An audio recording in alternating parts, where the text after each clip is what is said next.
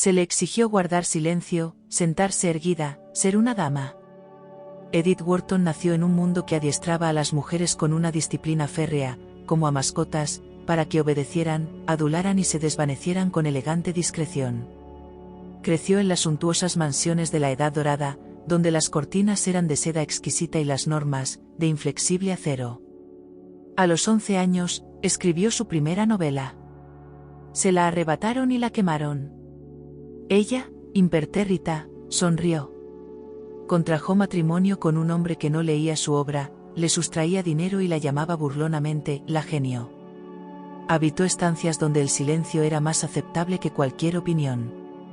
Escribió historias en los márgenes de la sociedad mientras, con disimulo, fingía formar parte de ella. La calificaron de fría, difícil, excesivamente masculina, demasiado precisa.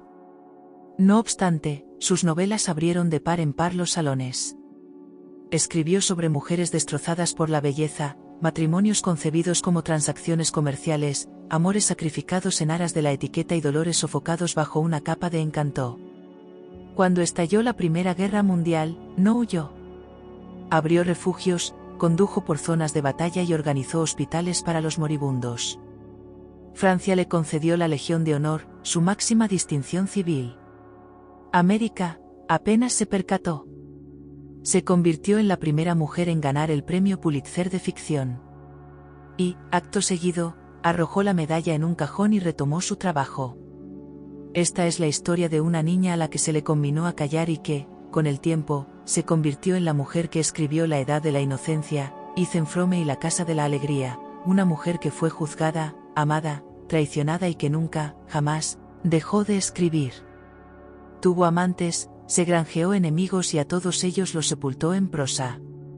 Construyó casas, enterró secretos y, a todos ellos, los sobrevivió.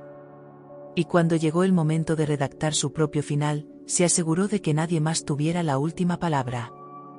Permanezcan con nosotros, porque, en verdad, no han conocido a Edith Wharton hasta este preciso momento. Si disfrutan de historias como esta, les invitamos a unirse al canal. Cada semana publicamos nuevas biografías sobre algunas de las mujeres más notables de la historia. Y ahora, adentrémonos en la vida secreta de Edith Wharton. Nació en el silencio. No en el suave murmullo de las nanas o los susurros tiernos, sino en la rígida quietud, forrada de terciopelo, de las antiguas casas neoyorquinas, donde los cortinajes de los salones permanecían siempre corridos y las voces se movían con discreción, de forma indirecta, y donde la virtud más elevada de una niña era, precisamente, la compostura. Mi madre se vestía cada día de negro, recordaría Wharton, y descendía al salón con el aire de quien asiste a un funeral. Era el 24 de enero de 1862.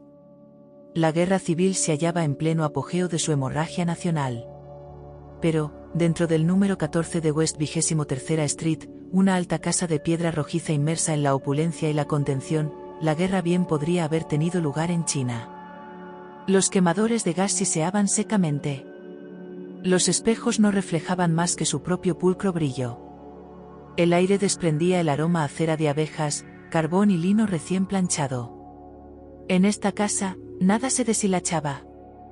Ni las voces, ni los temperamentos, ni las costuras. Edith Newbold Jones fue la tercera hija y, de algún modo, un hijo tardío o no planificado. Sus hermanos eran ya prácticamente adultos, y sus padres se acercaban a los 50. Aún así, una enfermera llevó a la recién nacida al piso superior, a la habitación de su madre, donde Lucretia Stevens Rhinelander Jones, pálida, precisa y perfectamente compuesta, miró a la niña sin extender una mano. Lucretia provenía del linaje Rhinelander, de ascendencia holandesa, antigua, pura y gélida. En ella, generaciones de represión se habían destilado hasta convertirse en algo casi artístico. Sus guantes permanecían siempre inmaculados. Su tono de voz podía silenciar un pasillo entero. Llevaba luto incluso cuando no había nadie a quien llorar, no por pena, sino por estricto buen gusto. La quietud era para ella una virtud. El tacto resultaba innecesario, y la emoción, una vulgaridad. Se le había enseñado a reprimir todas las señales externas de sentimiento, escribió Wharton, y la lección se había convertido en su ley inquebrantable. Cuando Edith se portaba mal, no había reprimendas, solo pausas prolongadas, una taza de té suspendida en el aire, una mirada lo suficientemente duradera como para extinguir cualquier atisbo de alegría. No había necesidad de castigo en la casa de los Jones. La decepción era, de hecho, hereditaria. Su padre, George Frederick Jones, era de carácter más amable, un hombre de sonrisas discretas, con inclinaciones europeas y ausencias cultivadas. Admiraba a Horacio, la arquitectura palladiana y la naturaleza, como uno podría admirar un paisaje desde detrás de una ventana cerrada. Su afecto era suave, pero carecía de firmeza. No dejaba moratones, sino más bien huecos. Para Edith, él era una sombra que olía a pergamino antiguo y lana, en parte presencia, en su mayoría silencio. La primera persona que la abrazó de verdad fue Doily, su niñera irlandesa. Olía a almidón y lavanda. Su voz venía de un mundo diferente, no de salones y decoro, sino de la calidez de la cocina, del ritmo y el tacto. Sus brazos eran suaves, sus nanas, infinitas. Ella no instruía, consolaba. La voz de Doily fue el primer sonido que me hizo sentir protegida, dijo Edith. Esto era amor. No heredado, no formal, simplemente presente. A la edad de 5 años, Edith ya había comenzado a crear. No con un bolígrafo, pues aún no se había ganado el derecho a usar uno, sino a través de la voz. Un día, dictó una historia a Doily. Comenzaba, como suelen hacerlo las historias infantiles, con un saludo, «Oh, ¿cómo estás, mi querida niñita?». Luego los personajes llegaban en oleadas, improbables, ansiosos, llenos de vida.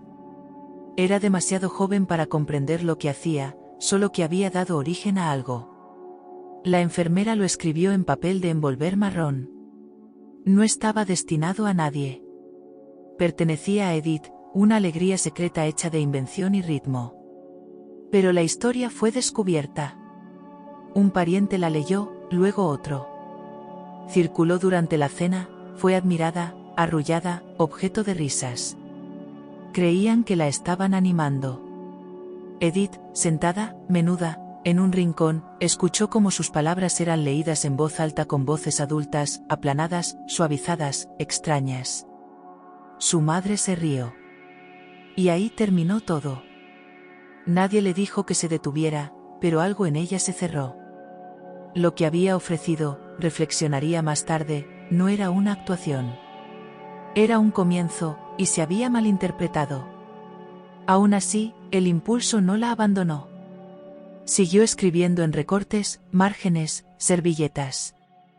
Inventó diálogos, cuentos morales, dramas susurrados. Imitó las cadencias de los salones, la coquetería, la condescendencia, el silencio.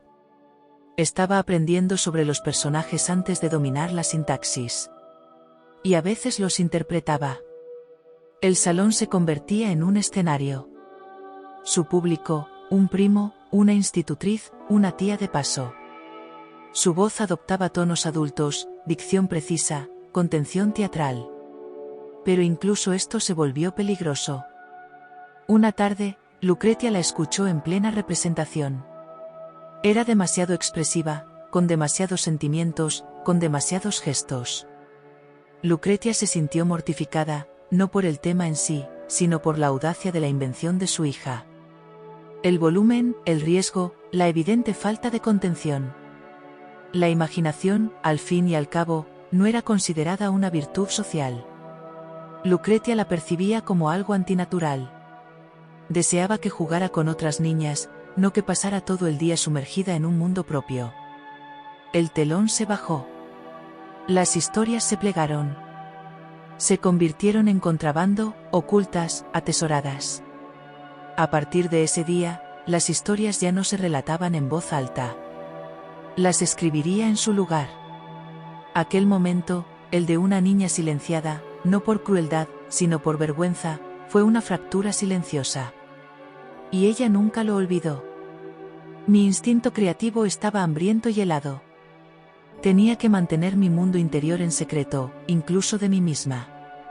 Crearía un universo donde el silencio era un disfraz, donde la emoción debía susurrarse, donde una niña era castigada no por lo que decía, sino por cómo lo decía. Ese mundo comenzó aquí, en la quietud de un salón de piedra rojiza, bajo la mirada penetrante de una madre. Y así comenzó la división.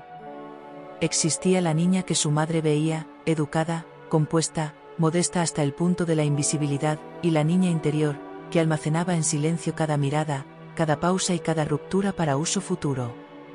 Algún día escribiría sobre Lily Bart, de quien se reían por decir lo incorrecto en el lugar inadecuado. Escribiría sobre May Bellan, tan controlada que había olvidado cómo desear.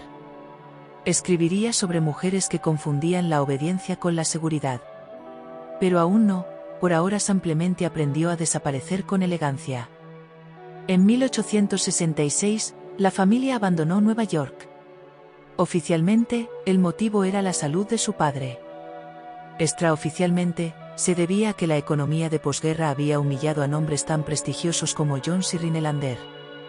Europa ofrecía un ambiente más tranquilo, era más económica y, en definitiva, más digna. Los Jones hicieron lo que muchas familias antiguas en apuros, buscaron refugio en el viejo mundo, anhelando un pasado que aún los respetara. Cruzaron el Atlántico en silencio. Lucretia, con su baúl de sedas de luto. George, con su aire distinguido y su corpulencia. Y Edith, de 4 años, de pie en la barandilla del barco, observando cómo el horizonte de Manhattan se encogía, como una puerta que se cerraba suavemente. Todavía no comprendía el significado del exilio, pero sentía algo parecido al alivio. Europa se convirtió en su primer amor. Se movían lentamente, Roma, Florencia, París, arrastrando su americanismo tras ellos como un fino hilo deshilachado. Edith lo absorbía todo. Sus recuerdos de esos años no eran narrativos, sino visuales.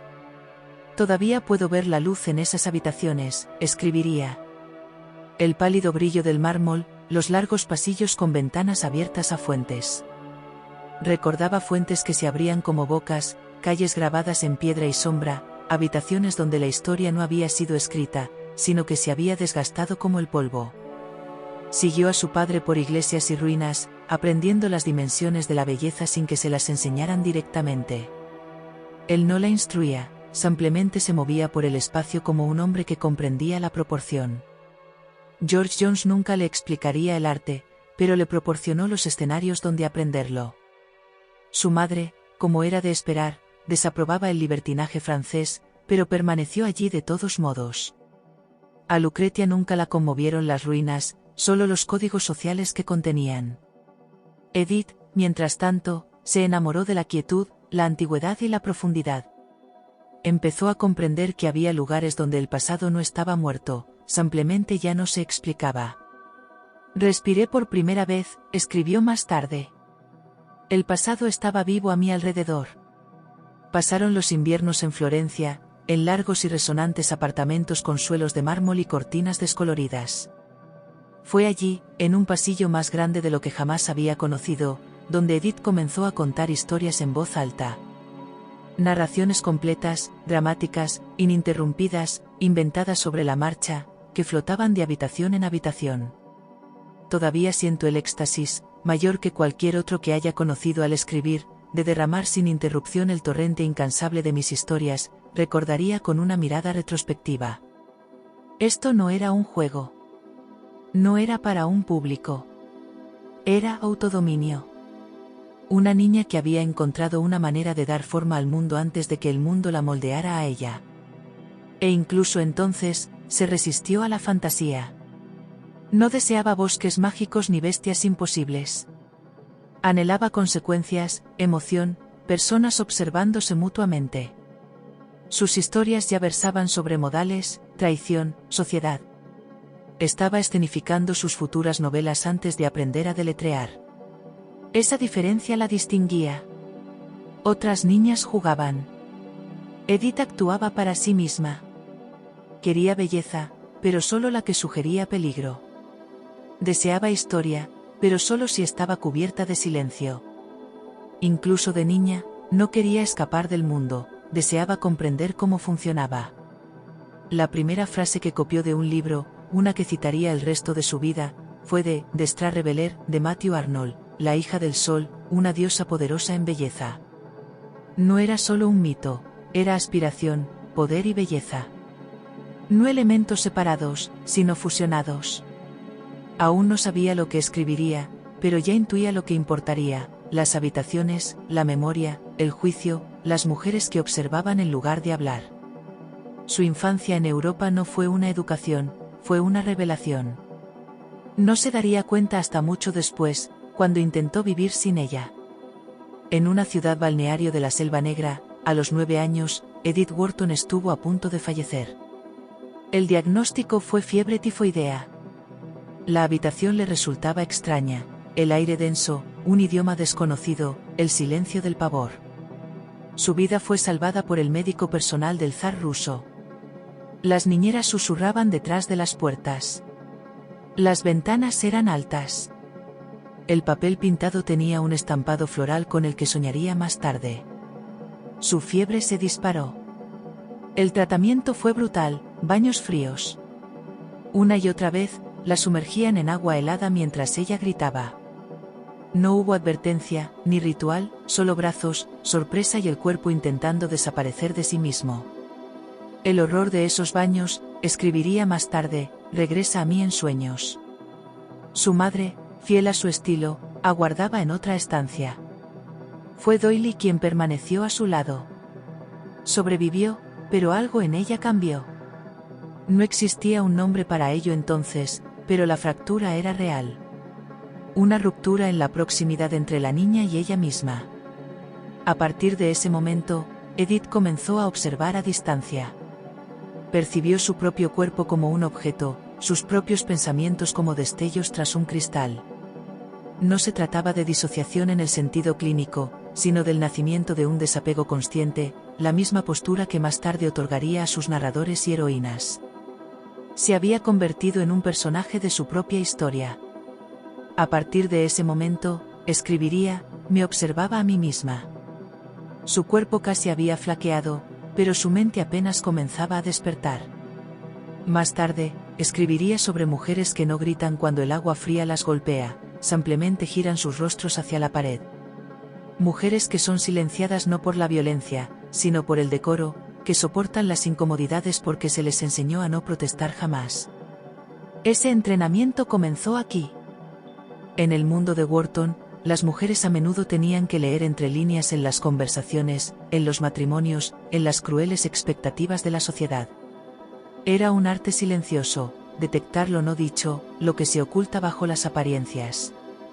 Aquello que no se nombra pero que, sin embargo, pesa. Regresó a América, una completa extraña. Era 1871. Edith tenía 9 años. Después de 5 años en Europa, años en los que las ruinas romanas y los jardines florentinos la habían moldeado más que cualquier aula, Nueva York le pareció un castigo. La casa de la calle 23, que una vez fue recordada como señorial, ahora parecía encogida, oscura y excesivamente amueblada. El aire era denso, la ciudad exterior, vulgar. Ella había aprendido a respirar con la luz del mármol y el silencio mesurado. Ahora estaba de vuelta en el hollín y el ruido social. Nada encajaba ya. Ni su país, ni sus habitaciones, ni su propio ser. Qué largo, desolado, feo, triste y vulgar trecho entre la belleza de Europa y la belleza de Newport, diría más tarde. Pero incluso Newport, con sus cuidados jardines y su ligereza veraniega, le parecía una impostura. La elegancia era estudiada y las actuaciones, demasiado ansiosas. Comenzó a percibir lo que subyacía a la belleza, la ambición, la imitación, la ausencia de interioridad. Esto no era un choque cultural, era un exilio del propio ser. Y entonces llegó el miedo. Siempre había sido una niña imaginativa, pero ahora la imaginación se volvió hacia adentro y contra ella. Desarrolló lo que más tarde llamaría horrores sin forma. No podía dormir sola. Temía las sombras, las escaleras, los espejos, las puertas entreabiertas. Si se le pedía que subiera, esperaba en el umbral, paralizada, hasta que alguien se colocaba detrás de ella. Inventó oraciones susurradas y rituales mentales, como si intentara mantener la realidad unida con la repetición. Sufría por la noche terrores que eran casi alucinaciones, formas espantosas que saltaban sobre mí en la oscuridad. Para los demás, era simplemente tímida, bien educada, bien vestida, callada. Pero por dentro, ya se estaba dividiendo. Existía la niña que mostraba al mundo y la que temblaba justo detrás de ella. Comenzó a analizar esa división, a nombrarla, a almacenarla, a estudiarla. Este hábito de observarse a sí misma vivir se convirtió en su disciplina. Lo llevaría a todo lo que escribió. Su educación, si así podía llamarse, no ayudó. No había escuelas apropiadas, ni griego, ni latín. Sus hermanos fueron enviados a Harvard. A Edith la dejaron con institutrices. Lecciones dispersas, bordados, un francés chapurreado. Era inteligente. Todos estaban de acuerdo. Pero la inteligencia no se cultivaba en una mujer, se toleraba, siempre y cuando no se exhibiera. Más tarde, ella la describiría como un desierto intelectual. Así que comenzó a construir una mente en secreto. Leía obsesivamente, no novelas por diversión, sino historia, mitología, teología, ciencia, poesía, filosofía. Su estudio era autoimpuesto y riguroso. Francés antes del desayuno, versos ingleses copiados a mano.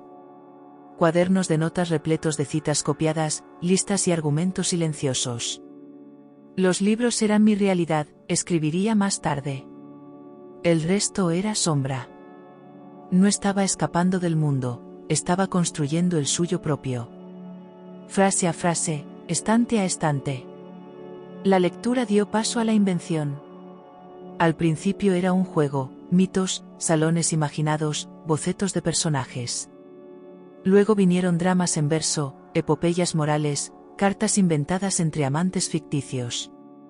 Repobló el mundo con figuras extraídas de Newport y Francia. Dioses y fantasmas en los salones, mujeres que no hablaban pero lo notaban todo.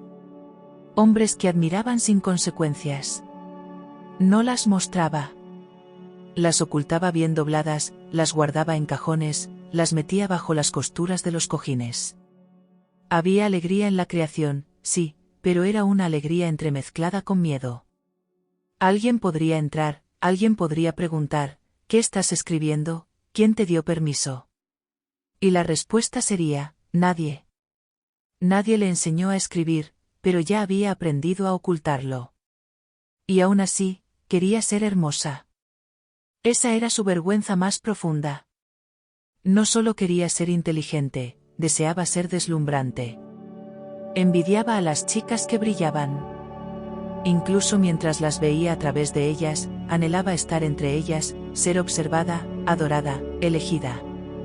Y se odiaba a sí misma por desearlo. Su timidez, que otros confundían con frialdad, no era dulzura. Era miedo y furia. Rabia por ser visible de la manera incorrecta. Rabia por sentirse torpe en su propia piel, demasiado formal, demasiado alta, demasiado pálida, demasiado seria. Su cabello demasiado rojizo, su postura demasiado correcta. Un día, mientras leía en voz alta un libro que adoraba, su madre la interrumpió a mitad de frase.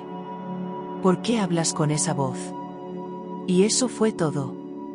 La niña que una vez había representado obras de salón, que se había entregado al tono, el ritmo, el gesto, ya había sido silenciada. Comenzó a hablar en tonos imposibles de parodiar, llanos, seguros, de buen gusto. La modestia se convirtió en un escudo. El buen gusto, en una armadura. Y en el mundo de su madre, cualquier cosa profundamente imaginada o profundamente sentida era sospechosa. Algún día escribiría sobre May Belland, una mujer que cree estar a salvo porque mantiene todas las apariencias. Eso empezó aquí. En esa misma casa, otra fuerza crecía. La religión, no el suave anglicanismo de la alta sociedad neoyorquina. La religión de Wharton era privada, intensa, punitiva. Se obsesionó con la honestidad, la claridad moral y el miedo al pecado. Confesaba pensamientos que nadie había notado. Lloraba por fallas imaginadas. Temía no solo lo que hacía, sino lo que pudiera pensar. Tenía dos seres inescrutables a quienes complacer, Dios y mi madre. No era moralidad con calidez, era moralidad como actuación y vigilancia. Más tarde escribiría sobre mujeres destruidas por las apariencias. Aquí, ella estaba siendo moldeada por ellas. Lucretia perfeccionó los modales sociales como si fueran absolutos morales. Edith, observándola, comenzó a confundir la gracia con la virtud. Un guante limpio se convirtió en prueba de bondad. Una ceja levantada, en condena. Empezó a notar la brecha entre lo que se decía y lo que era verdad, entre la virtud externa y la podredumbre interna. Esa brecha se convertiría en el latido de su ficción. La tensión entre saber y obedecer, entre los modales y el significado. Tenía pocos amigos. Prefería a los perros. Sus confidentes eran institutrices que entraban y salían de su vida como personajes secundarios en una obra sin gracia. Pasaba horas a solas, observando, escuchando, coleccionando. Estuvo presente en su infancia, pero solo de forma marginal. Más a menudo, estaba en otro lugar. Una invitada silenciosa en su propia madurez. Aislamiento mental completo, mórbido, autocrítico, infeliz, dijo. Pero en ese aislamiento, algo más agudo que la tristeza echó raíces. Una forma de ver, una negativa a apartar la mirada. Una mente que finalmente daría forma a uno de los paisajes morales más precisos de la ficción estadounidense. Todo desde el silencio de una niña. Fue publicada antes de ser presentada. A los 16 años, el nombre de Edith Wharton, o más bien sus iniciales, apareció en el Atlantic Monthly. El poema no estaba firmado, discretamente escondido en un rincón de la revista, atribuido únicamente a Washburn. Lo había enviado en secreto. La aceptación llegó por correo. Nadie en la familia se dio cuenta. No lo anunció en la cena. No hubo celebración, ni felicitación. Su madre pudo haberlo leído o no, en cualquier caso, no dijo nada. Pero Edith supo lo que había logrado. Había roto la membrana que la contenía. Ya no era solo una niña que inventaba mundos en la oscuridad. Era una escritora publicada. Y nadie podía arrebatárselo, ni siquiera ignorándolo. Envió de nuevo, una y otra vez. En The Century, Screeners, Harper's, aparecieron más poemas, versos ligeros, estrofas morales, florituras tennysonianas, siempre bajo iniciales, siempre envueltos en el decoro de una ambición sin género. Pero cada aceptación era una señal. Había una mente allí, una forma tomando cuerpo. Aún así, ella decía poco. Si la sociedad no tomaba en serio su escritura, eso era aceptable, incluso útil. Significaba que no intentarían detenerla. Escribía desde los rincones, desde los salones, desde el fondo de su mente. La poesía le dio disciplina. Agudizó su juicio. Reescribió obsesivamente. Aprendió a encerrar la emoción dentro de la forma. Practicó la precisión. Todo esto antes de su debut en sociedad. A los 17 años, fue presentada en la sociedad neoyorquina. Se le vistió con sedas, se le entregó un abanico y se le instruyó para que sonriera. El mundo al que entró era pulido pero frágil. Olía a polvos, a pulimento de plata y a cordero frío. El ritual era rígido, tarjetas de visita, paseos en carruaje, visitas de chaperonas, susurros sobre Europa. Aprendió a bailar. Practicó su postura. Repitió los nombres de primos lejanos con educado entusiasmo. Odiaba todo aquello. No tenía deseos de rebelarse, solo de desaparecer.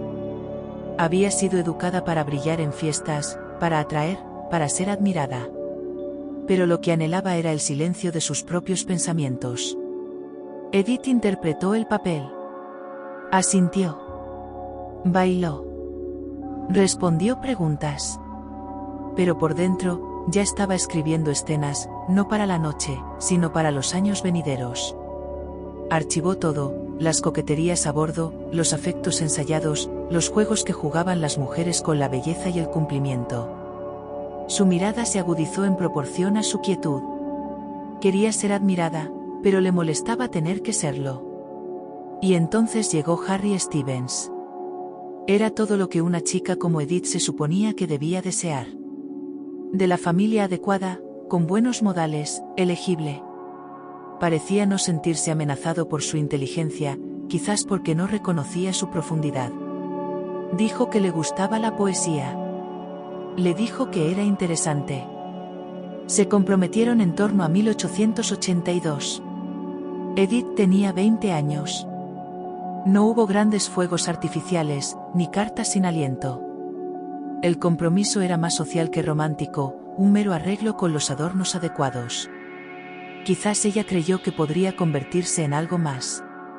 O quizás simplemente quería sentirse elegida. Pero no duró. Nadie sabe exactamente por qué. Su biógrafo sugiere que Stevens se enfrió. Otros afirman que Lucrecia intervino. Algunos insinúan que la propia Edith se distanció, repelida por la falsedad de todo aquello. Terminó en silencio, sin escándalo, sin explicación. El compromiso se disolvió como la condensación en el espejo de un salón de baile, y Edith nunca volvió a hablar de ello.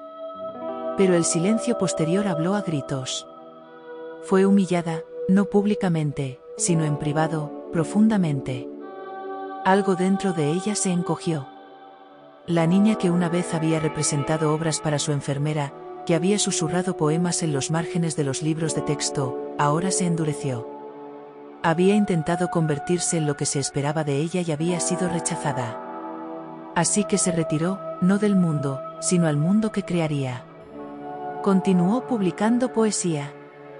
El verso se volvió más frío, más controlado, sus letras más mesuradas. Escribió ensayos, impresiones, notas de viaje. Estudió arquitectura, jardines, paletas de colores. Observó el mundo que la rodeaba con una precisión que ya no esperaba ser comprendida, solo registrada. Aún no había ficción, pero la ficción se acercaba. Podía sentirla, flotando en los bordes de sus frases. La escritora no nació en el salón. Nació en su silencio. El salón se convirtió en una sala de espera. El jardín, un laberinto, la página, su único suelo firme. Comenzó a revisar poemas con precisión quirúrgica. No solo retocando, sino reconstruyendo. Una palabra tachada 4 veces, reemplazada por una menos musical, pero más exacta. Un soneto colapsado y reescrito como un cuarteto. Ya no escribía para expresar nada. Escribía para contenerlo. Por la noche, se sentaba junto a una lámpara solitaria y trazaba líneas invisibles en la página antes de permitir que su pluma la tocara. Una vez en Newport, caminó sola por un rosedal. Había ido a visitar a unos amigos, pero se retiró del almuerzo. La voz de una prima resonaba. Algo sobre pretendientes en Europa. Edith vagó por el sendero de grava y comenzó a contar los pétalos de una flor del color del polvo. 37, uno deforme. Giró la flor hacia el sol y comenzó a reescribir el borde en su cabeza. A la mañana siguiente, dibujó una villa en su cuaderno, no de la vida, sino de la memoria. Etiquetó las columnas con «Soy yo». Ya no esperaba ser admirada. El rechazo había roto algo, pero no lo que nadie esperaba. Ni su vanidad, ni siquiera su corazón. Fue una ruptura más interna, como un dolor que se propaga a lo largo de líneas de tensión invisibles. Dejó de intentar ser vista. Empezó a intentar ver. Copiaba pinturas a lápiz. Escribía sobre jardines. Esbozaba ensayos sobre proporción y simetría. Estudiaba la luz, no su calidez, sino cómo aplanaba los objetos o los profundizaba. Su mente se volvió arquitectónica. La forma vino primero. La emoción siguió a la forma, si es que venía. Se estaba enseñando a sí misma a decir más diciendo menos. Viajaba a menudo con sus padres a Boston, a Washington, a Europa. De nuevo, cada ciudad dejaba un contorno. Las habitaciones de hotel, impersonales, estampadas, eran espacios perfectos para escribir. Podía describir el fleco de una cortina durante media página, no porque importara, sino porque enseñaba control.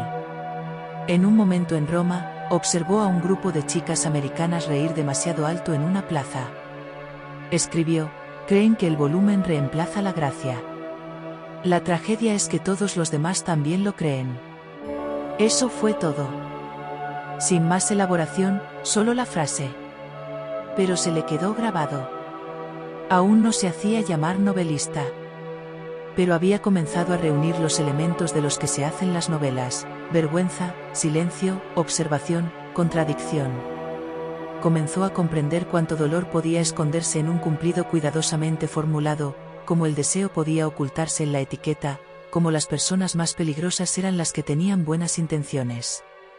Sus personajes aún estaban a años de distancia, pero su tono ya había llegado. Nunca regresó al compromiso. Ni en diarios, ni en cartas, ni siquiera en un recuerdo. Pero en su ficción, en el rechazo de Lily Bart al matrimonio, en el hambre teatral de Undine Spragg, en los fríos terrores de la edad de la inocencia, siempre planea el fantasma de una niña que intentó interpretar el papel y no pudo. Una niña que rompió su propio espejo y convirtió los añicos en versos. Había escrito durante años en silencio. Había dispuesto frases como otros arreglaban flores, deliberadamente, simétricamente, con un toque de violencia oculta.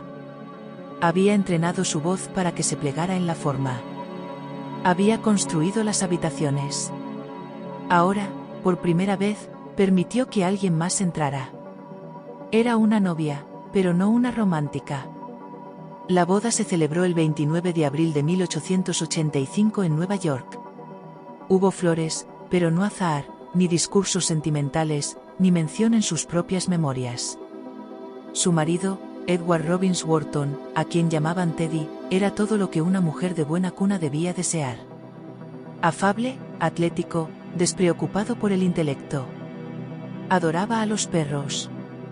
Era bueno con los sirvientes. Ofrecía afecto sin escrutinio. Y, por un tiempo, eso fue suficiente. Viajaron de luna de miel por Europa, Francia, Italia, Suiza. Teddy pescaba. Edith tomaba notas. Catalogaba iglesias, frescos, muros de jardines. Observaba a los invitados a cenar por la inclinación de sus barbillas y el revoloteo de sus tenedores. En un cuaderno, describió la forma en que una sirvienta fingía no escuchar, demasiado quieta para pasar desapercibida. Cuando regresaron a América, se sumergieron en los ritmos de la alta sociedad. Newport en verano, Lenox en otoño. Perros, invitados, cenas, la suave tiranía del ocio. Teddy montaba a caballo y cazaba aves. Edith dibujaba habitaciones y evitaba preguntas. El matrimonio era cortés pero vacío.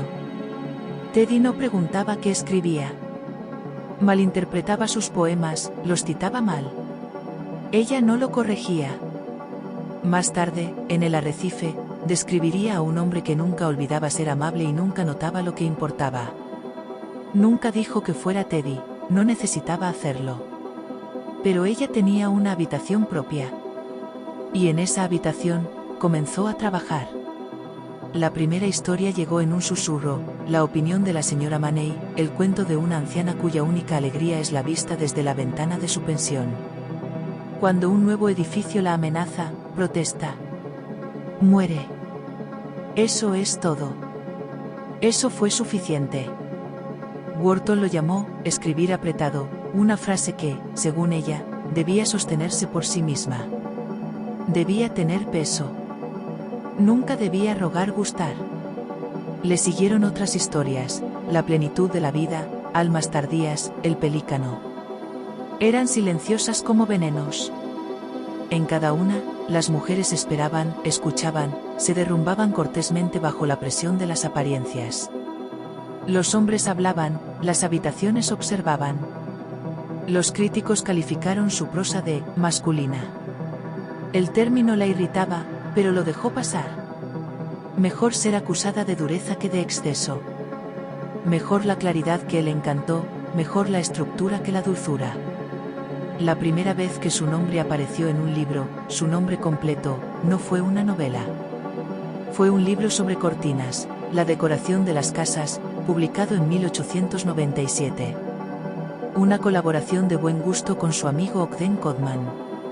Una guía de proporción, simetría, contención. Los críticos lo calificaron de encantador, femenino. Algunos dijeron que no comprendían lo que era. Wharton no estaba decorando, estaba fortificando. Había aprendido lo que las habitaciones podían hacer, cómo podían restringir a una mujer, aplanarla, silenciarla. Ahora diseñaba espacios en los que podía respirar. Una habitación bien hecha es como una frase bien hecha, escribió. No contiene nada innecesario.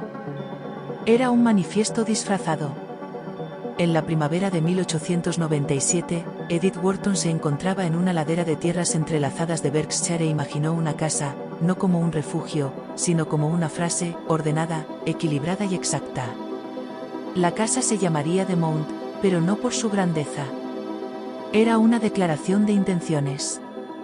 Sus habitaciones tendrían la proporción adecuada.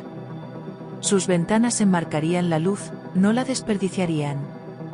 Había vivido suficiente tiempo en espacios y roles prestados. Ahora diseñaría algo propio y viviría en ello. La construcción comenzó ese año. Edith supervisó cada detalle, las cornisas, la grava, la forma en que la pata de una silla debía armonizar con la curva de una balaustrada. Había escrito la decoración de las casas para reivindicar una arquitectura libre de excesos. Ahora hizo lo mismo con su vida. Sin cortinajes de terciopelo, sin asfixia ornamental. The Mount era pura línea, aliento y disciplina, la mente de una mujer plasmada en piedra. Y, sin embargo, la casa tenía sus fantasmas. Teddy seguía siendo alegre, afable, un hombre que no proyectaba sombra. Caminaba por los terrenos con los perros, elogiaba al personal, malinterpretaba su trabajo con afectuosa confianza, pero sus estados de ánimo habían comenzado a descontrolarse. Gastaba imprudentemente, dormía hasta tarde, se enfadaba por nimiedades. Olvidaba cosas y luego la culpaba a ella por recordárselas. No había peleas, solo una tensión que se asentaba como el polvo, silenciosa, constante y difícil de limpiar. Vivían en habitaciones separadas, se comunicaban a través de los sirvientes, mantenían la elegancia de la civilidad como si fuera un papel pintado, demasiado caro para reemplazar, demasiado frágil para tocar. En la cena, discutían sobre el jardín y después, Edith subía las escaleras sola. Arriba, ella escribía. En las primeras horas de la mañana, dictaba páginas desde la cama, su perro a sus pies, su mente más aguda que cualquier pluma. Las frases eran ahora limpias, concisas, menos preocupadas por el encanto que por el control. Escribía sobre habitaciones y elecciones, sobre mujeres que se plegaban a la gramática social y hombres que ofrecían consuelo en lugar de comprensión. Comenzó a comprender que el silencio no era seguridad, era algo más cercano a la autodestrucción. En los salones de mi juventud, escribiría más tarde, nada se decía y todo se sentía a través de capas de brocado. En 1902, publicó su primera novela completa, El Valle de la Decisión. Ambientada en la Italia del siglo XVIII, era una novela amplia, histórica y emocionalmente distante, escrita a través de mármol y eco. Los críticos la admiraron. Henry James respondió con aprobación discreta. Ella aceptó sus elogios como aceptaba los arreglos florales, cortésmente y sin ilusiones. No era el libro que había llegado a escribir, pero demostró que podía construir una obra literaria de envergadura. Después de El Valle, su enfoque se agudizó. Ya no quería aristócratas con pelucas empolvadas. Deseaba los salones de Manhattan. Quería mujeres como ella, brillantes, tensas, castigadas por percibir demasiado. Empezó a reunirlas en cuadernos, en cenas, detrás de los ojos de amigos que habían aprendido a sonreír a pesar de la ruina. Lily Bart aún no había nacido, pero estaba cerca. Se podía intuir en las notas de Edith. Una chica que aprende temprano que la belleza es una moneda. Una voz que sabe que nunca debe elevarse.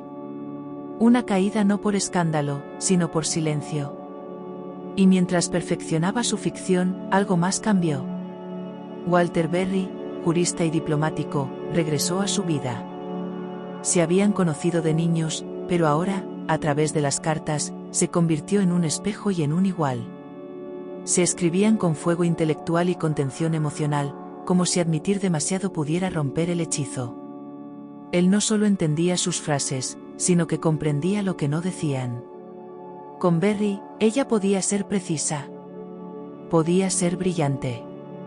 Podía ser vista no como una esposa o anfitriona o una mujer de logros silenciosos, sino como una mente. No era amor, todavía no, pero era el primer atisbo de algo que Edith casi había olvidado, la posibilidad. Mientras tanto, Teddy se desmoronaba. Sus depresiones se agudizaron. Perdió dinero que no poseía. Empezó a llevar un revólver. Acusó a los sirvientes de traición. La acusó a Edith también, no con palabras directas, sino con el cansado desprecio de sus silencios. Le molestaba su independencia. Temía su control. Sonreía a sus invitados como si nada anduviera mal. Ella no peleaba, simplemente se plegaba y escribía. En 1906, Edith comenzó a viajar. Francia, Londres, la Riviera, no para celebrar su éxito, sino para alejarse de él. De Mount ya no la retenía. Las paredes le devolvían el eco. La luz que había colocado tan deliberadamente ahora le parecía demasiado cruda. Y luego, en la primavera de 1907, en París, conoció a Morton Fullerton. Era 11 años más joven, educado en Oxford, elegantemente vestido y con un encanto fluido. Corresponsal extranjero de The Times, se movía como un hombre que nunca había sido atrapado y nunca planeó serlo. Citaba a Baudelaire. Fumaba con intención. Sus cumplidos no eran meros halagos, eran desafíos. La observaba no como una dama, sino como una escritora, con interés y un toque de pasión. Había escrito sobre mujeres que eran observadas. Ahora, por primera vez, ella era la observada. Su relación comenzó en el lenguaje, cartas llenas de cuidadosa avidez. «Me pides que te diga lo que siento por ti», escribió, pero si lo hiciera, las palabras quemarían el papel. Tenía 45 años. Él era peligroso, y ella no apartó la mirada. Con él, se permitió ser inteligente. Se permitió ser leída, se permitió ser deseada, no socialmente, sino plenamente. Las cartas comenzaron, docenas, luego cientos. Escribía sobre su hambre, su miedo, su cuerpo inexpresado. Utilizó palabras como fiebre, anhelo, éxtasis. Le dijo, me has hecho sentir todo y has hecho que todo lo demás parezca plano. En paralelo, estaba escribiendo El fruto del árbol, una novela sobre fábricas, clases sociales, eutanasia y compromiso moral. Era su libro más radical hasta la fecha. Lo terminó en un frenesí mientras su aventura con Fullerton se intensificaba y su matrimonio con Teddy se desmoronaba sin remedio. Los críticos lo calificaron de cerebral. Algunos dijeron que le faltaba pasión. No tenían idea de que ella lo estaba escribiendo con la piel ardiendo. En 1907, el romance se volvió físico. Y Edith, que había organizado su vida como una arquitectura, cada rincón correcto, cada ángulo bajo control, se desmoronó. Escribió poemas. Escribió ruegos desesperados. Pero Fullerton se alejó. Sus respuestas se volvieron vagas. Faltaba a las citas. La calidez se enfrió. Entonces Edith descubrió a otras mujeres, y posiblemente a otros hombres. Sus cartas se volvieron crudas, luego contenidas, luego vacías. Eres un hombre al que nada le importa, le dijo, pero yo importé una vez, sin embargo, el daño ya estaba hecho. Wharton se había abierto por completo. Y ahora estaba sola, más sola que nunca. Esta vez, no era su cuerpo lo que había entregado. Era su voz, su ser sin filtros, y no podía recuperarlo. Comenzó a escribir de nuevo. En la habitación de un hotel en París, inició una nueva historia sobre un hombre atrapado en un pueblo helado, atado a una esposa estéril, anhelando la belleza, castigado por soñar. Las frases eran concisas, frías, blancas como el hueso, sin sátira, sin encanto, sin vestidos. Los críticos lo calificaron de una tragedia rural, pero Ethan Frome no trataba de campesinos. Trataba de castigo, deseo, inanición, no de comida, sino de sentimiento. No fue el tema que naturalmente habría elegido, escribiría más tarde, pero el sufrimiento era real y lo había visto, y ella misma lo había vivido. Le envió a Fullerton una copia con la nota: esto es lo que tenía en mente desde el principio. Él no respondió y ella nunca volvió a mencionar su nombre. Mientras tanto, Teddy había tomado dinero de su fideicomiso y lo había derrochado. La acusó de traición, de control, de imaginarse cosas que él había hecho. Dormía con un revólver debajo de la almohada, desaparecía durante días, regresaba con deudas y excusas.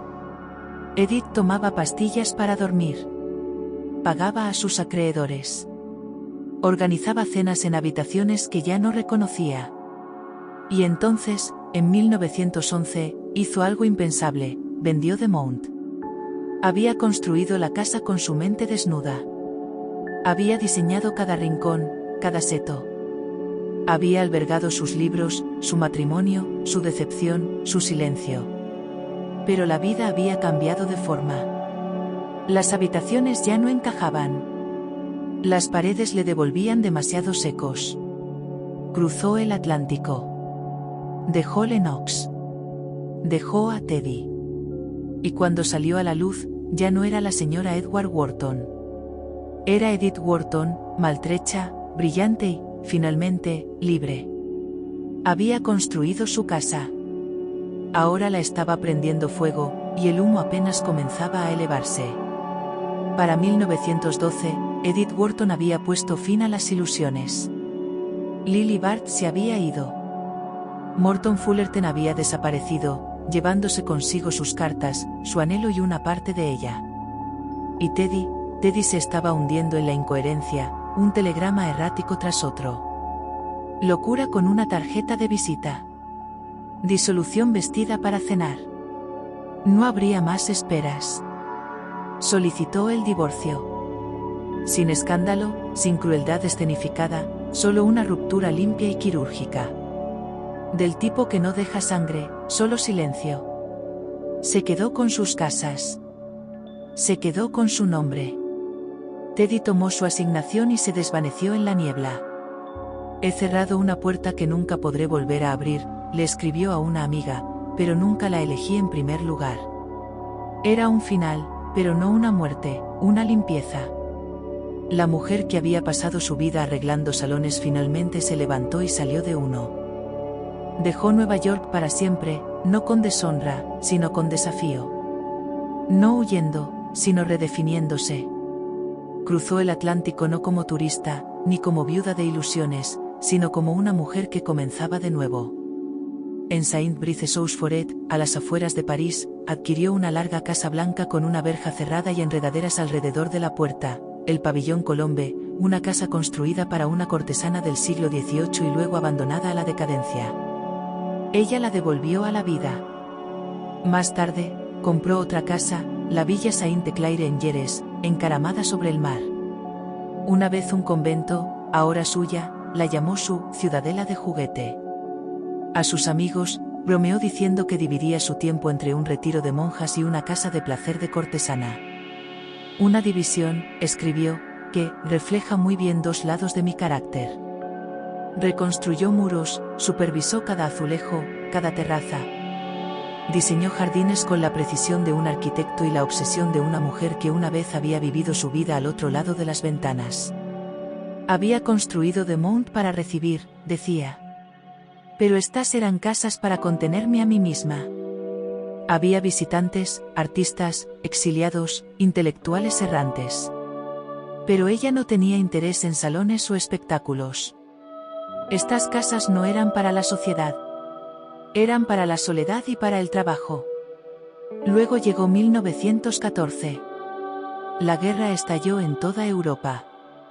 La mayoría de los estadounidenses huyeron de París. Edith Wharton se quedó. Permaneció cuando las tropas alemanas se acercaban a las puertas. Cuando los trenes se llenaron de heridos. Cuando la ciudad se inundó de refugiados que llevaban sus vidas envueltas en tela. No lloró. No se lamentó. Se puso a trabajar. Al principio, era algo pequeño. Un albergue para mujeres y niños belgas. Luego una red de talleres para costureras desempleadas. Un hogar para tuberculosos, una cadena de orfanatos.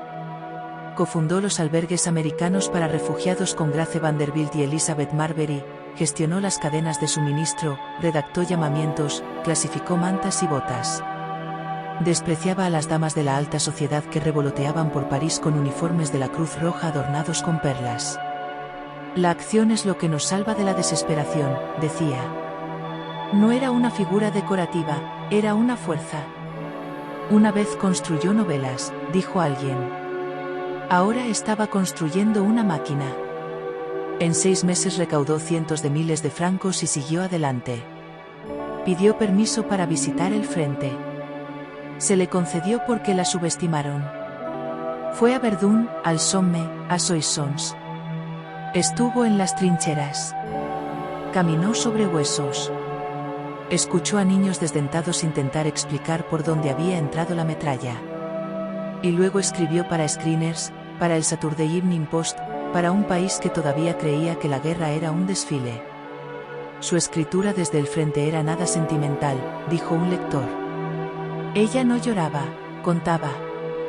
Pero algunas noches no podía dormir. Un niño sin rostro ahora, seguía apareciendo en sus sueños. Nunca le había preguntado su nombre. Eso la atormentaba más. Y aún así siguió escribiendo. En 1915, publicó Francia en pie, despachos desde las trincheras.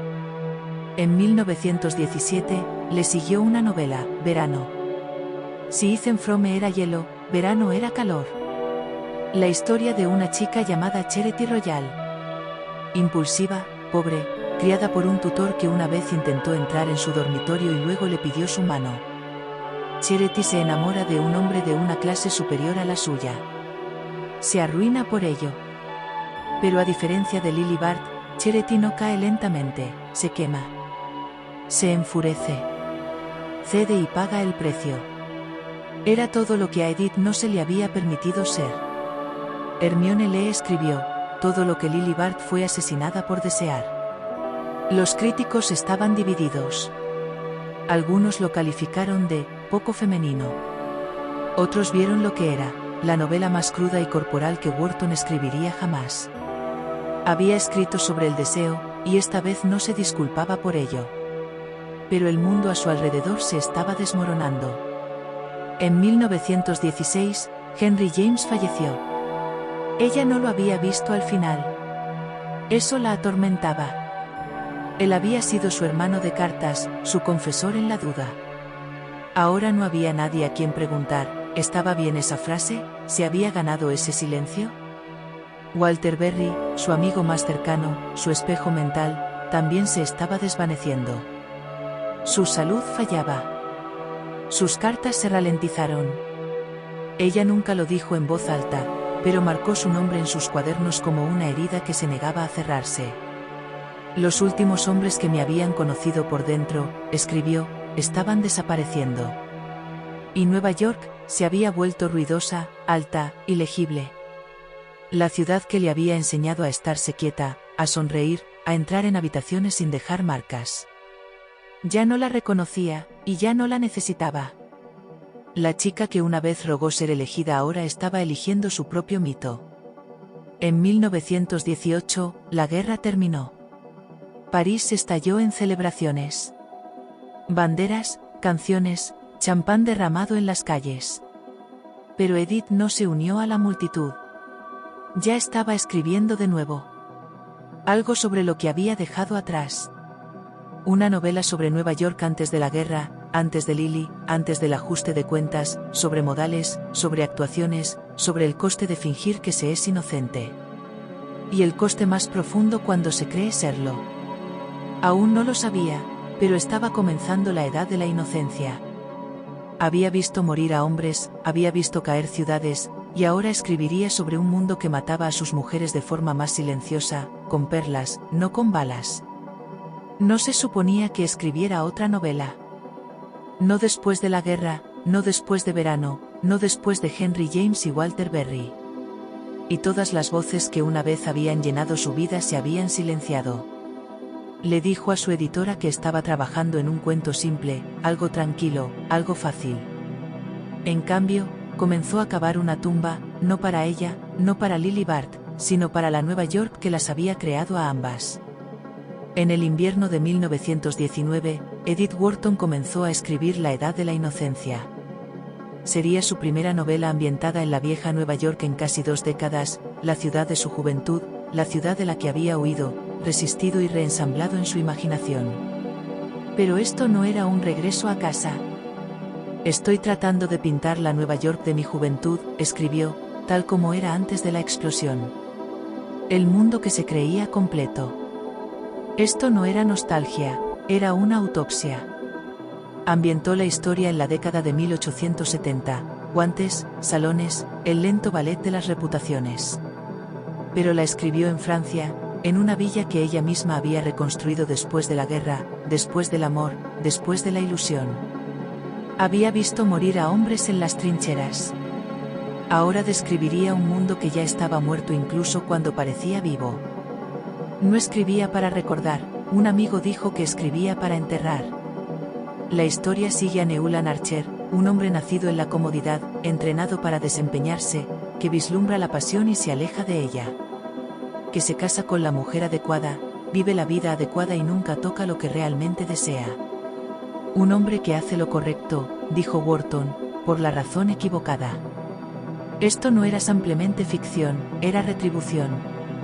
Un ajuste de cuentas con todo lo que le habían dicho que valorara y que había pagado por escapar. No podría haberme sumergido en las profundidades, escribió, a menos que hubiera vuelto a subir con una espada. En julio de 1920, La Edad de la Inocencia fue publicada. No fue solo un éxito, fue un fenómeno. Los lectores americanos, magullados por la guerra, cansados de la incertidumbre, la devoraron. Los críticos la calificaron de grácil, sutil, un regreso a la forma. Un crítico escribió, es como ver a alguien bordar con un bisturí. Pensaron que era delicada, no vieron la hoja. Ella les había mostrado su pasado, escribió más tarde otro crítico, no como nostalgia, sino como acusación. La Nueva York de Wharton no era una ciudad, era una jaula forrada de terciopelo. Newland Archer no consigue a la mujer que quiere, pero tampoco la pierde. Simplemente elige la vida más fácil y lleva el dolor como un collar alrededor del cuello. Fue lo más radical que escribió, señaló Hermione Lee, una novela donde la verdadera tragedia es la cortesía. Luego, en 1921, recibió la carta. La Edad de la Inocencia había ganado el premio Pulitzer de ficción. Era la primera mujer en la historia en recibirlo, y no sabía si reír o escupir. El jurado del Pulitzer había revocado la elección original, Main Street de Sinclair Lewis, por considerarla demasiado poco halagadora para los valores estadounidenses. La de Wharton, dijeron, era sana. Ella se horrorizó. Cuando descubrí que me estaban premiando, escribió, por elevar la moral estadounidense, confieso que me desesperé. Cuando se rechazó Main Street, me desesperé aún más. Se habían equivocado de lleno. Una vez más, pensaron que le estaban dando una medalla. Ella sabía que le estaban entregando un espejo sin reconocer su propio reflejo. No asistió a la ceremonia. No concedió entrevistas. No regresó a Nueva York. Permaneció en Francia, en su jardín, en su silencio. Siguió escribiendo, pero ya no para obtener aprobación. Esa parte de ella se había desvanecido. Siempre he tenido, dijo, un sentido interno de la inutilidad de la protesta y el poder más profundo de la ironía. Había pasado su vida construyendo habitaciones que no se le permitía poseer. Ahora escribía desde dentro de una casa que había hecho con sus propias manos. La Edad de la Inocencia no sería su último libro, pero fue su veredicto final. Sobre una ciudad, sobre una clase social, sobre un mundo que confundía los modales con la moralidad, el silencio con la virtud y la actuación con la verdad. Y esta vez, nadie murió al final. Simplemente vivieron con lo que habían perdido. Ya tenía su corona. Los críticos habían dejado de cuestionarla. Las ventas eran estables. El premio Pulitzer, aceptado con irónico silencio, descansaba escondido en algún lugar fuera de la vista. Y aún así, Edith Wharton continuó construyendo. Escribía por la mañana, supervisaba el jardín por la tarde, actuaba como anfitriona con moderación y se retiraba cuando era necesario. Sus días transcurrían con precisión, no con rituales rígidos, sino con un ritmo constante. Una mujer que una vez había observado la sociedad desde detrás del velo, ahora observaba desde detrás de setos que ella misma había plantado. Ya no necesitaba ser visible, pero no tenía intención de desaparecer. The Mount había quedado muy atrás. América, también. Ahora tenía Francia, el pabellón Colombe en Saint-Brice y Saint-Claire-du-Château, encaramada en lo alto de Lleres. 2 casas, 2 vistas, una privada, otra soleada. Cada una adaptada a sus medidas. Cada pasillo, cada escalera, cada línea de sombra, todo contabilizado. Le escribió que eran las primeras casas que se había hecho a sí misma desde 1902. Ya no eran grandes escaparates, ahora eran casas que reflejaban su soledad y la encerraban. Aún había fiestas, aún había invitados, pero iban y venían. Ella se quedaba. Siempre se quedaba.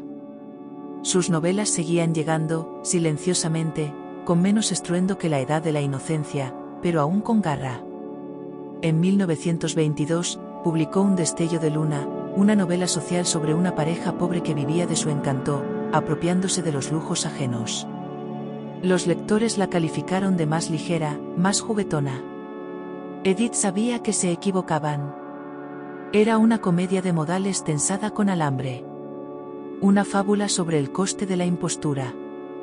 Luego, Un hijo en el frente en 1923, una novela de guerra, lenta y sombría, sobre una madre que pierde a su hijo. La había escrito durante la guerra, pero esperó a publicarla. El mundo había dejado atrás las trincheras. Anhelaba velocidad y brillo. Edith ofreció dolor y contención. El libro no fue un éxito. Pero a ella no le importaba. No tenía nada que demostrar. En esos años, se convirtió en una especie de monumento privado, no frío, no inalcanzable, sino sereno. Su escritorio se erigió en el centro de su mundo. Los amigos la visitaban, pero brevemente. Los conocidos le enviaban homenajes, peticiones o chismorreos. Ella respondía cuando lo deseaba, y cuando no, se dirigía a su jardín. La mujer que una vez escribió sobre salones ahora se movía entre rosas, enrejados, huertos de silencio. No se retiró, se refinó. Pero en 1927, el mundo se quedó en silencio de una nueva manera. Walter Berry falleció. Él había sido el único hombre que la había visto por completo. No con deseo, no con distancia, sino con una claridad inquebrantable. Su relación nunca había sido romántica, no oficialmente, no externamente. Pero eran algo más extraño, más profundo, amantes intelectuales, almas gemelas, un par de mentes afines moldeadas por el exilio, por Nueva York, por Europa, por la contención. Él había dicho una vez, sé lo que quieres decir antes de que tú lo digas. Después de su muerte, escribió, toda mi vida se va con él. Pidió que sus cartas fueran enterradas con él. Y así fue. Ya no queda nadie con quien pueda hablar sin esfuerzo, escribió. O escribir sin cautela. Había sobrevivido a Fullerton. Había sobrevivido a James. Ahora había sobrevivido a la única persona que realmente la reflejó. No se derrumbó. Su dolor, como siempre, se puso a trabajar. Regresó a su escritorio, pero la escritura cambió, solo ligeramente. La prosa se ralentizó. Las frases se hicieron más largas. No exuberantes, solo más deliberadas. Como si estuviera midiendo algo que una vez había conocido por intuición. Seguía construyendo, seguía escribiendo. Pero el andamiaje era ahora memoria. Las habitaciones resonaban un poco más, y ella sabía, aunque nunca lo dijo, que era la última que quedaba dentro. Hay una clase de soledad, escribió una vez, que no se mide por la ausencia de personas, sino por la quietud en el centro del propio ser. Comenzó a escribir una mirada atrás en el invierno de 1933. No era una memoria. No era una confesión. Ni siquiera era un relato completo. Era una actuación medida, lacada, deliberadamente inacabada. Un palacio de la memoria con los espejos en el ángulo justo. No estaba contando la historia, estaba trazando el plano. El nombre de Fullerton no aparece en ninguna parte. Su matrimonio se reduce a un párrafo. Su madre se suaviza. Su padre se cepilla suavemente a un lado. Los escándalos se eliminan. Las vergüenzas se doblan y se guardan. La herida de Lily Bart, aún abierta después de 30 años, se asienta sin ser examinada. El libro se publicó en 1934. Era elegante, equilibrado, compuesto. Recibió elogios por su elegancia y una callada decepción por su contención. Los críticos querían más. Más dolor, más escándalo, más fracaso. Edith Wharton siempre había entendido que el control era su propia narrativa. Había pasado décadas escribiendo sobre mujeres que no podían hablar libremente. Ahora hablaba, y cada palabra parecía una prueba en un juicio que solo ella podía ver. No dejó de vivir. No dejó de escribir. No del todo. Todavía supervisaba sus jardines. Todavía respondía cartas. Todavía caminaba lentamente por los pasillos de Pabellón Colombe, la mano en la barandilla, esperando que se instalara la quietud. Un profundo instinto me dijo que la única posibilidad de preservar el silencio es envolverlo en una voz. Pero algo en ella se había cerrado. Su mundo se había reducido a la luz del sol sobre la piedra, el olor a lavanda y el sonido ocasional de su propia pluma moviéndose. No regresó a The Mount. No regresó a América. El pasado ya había hecho lo que debía. Había recorrido cada habitación. No quedaba nada que mover. En los últimos años, los visitantes la encontraron amable, cortés, cansada. Las casas seguían siendo hermosas.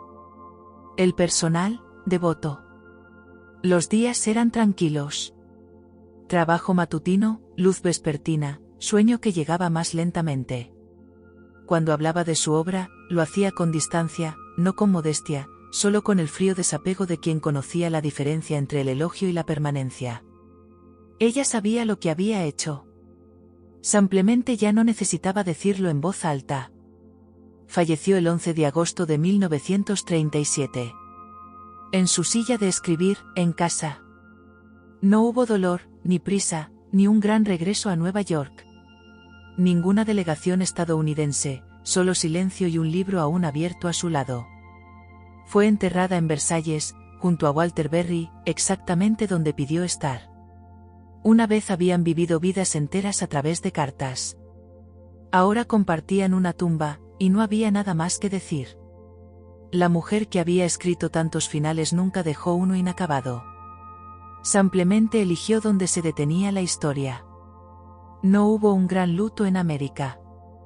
Su muerte fue señalada, no difundida, no llorada en las calles. Pero un puñado de escritores supieron lo que se había perdido. Y una o dos mujeres, leyendo en silencio, sintieron que algo cambiaba en el aire. No se les pediría que sonrieran tanto. No se disculparían por ser precisas. Ella había escrito La jaula, y La llave, y La mano que no la alcanzó. Comenzó en silencio. Murió en silencio. Pero entretanto tomó el lenguaje y nunca lo devolvió. Y en algún lugar una mujer comienza una frase sabiendo que no tiene por qué suavizarla.